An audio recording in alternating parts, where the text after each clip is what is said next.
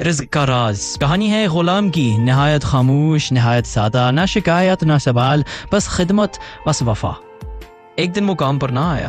مالک نے سوچا شاید کوئی مجبوری ہو، دل میں نرمی آئی اور کہا اس کی تنخواہ بڑھا دیتا ہوں، شاید دل سے کام کرے اور آئندہ غیر حاضر نہ ہو۔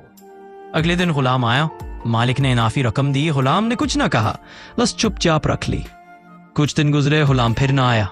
اس بار مالک کو غصہ آیا، کہا اضافہ ختم، پہلی تنخواہ ہی کافی ہے۔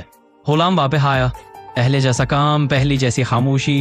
مالک نے حیرت سے پوچھا جب زیادہ دی تب بھی خاموش، اب کم دی تب بھی خاموش، کیوں؟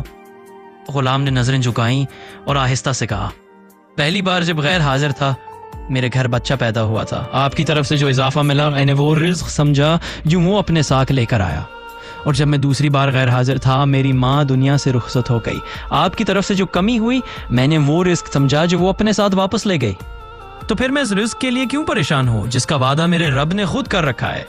خاموشی چھا گئی، مالک کی آنکھیں نم ہو گئیں اور غلام کی بات دل میں اتر گئی۔ نصیحت: رزق انسان کے ہاتھ میں نہیں، اللہ کے ہاتھ میں ہے۔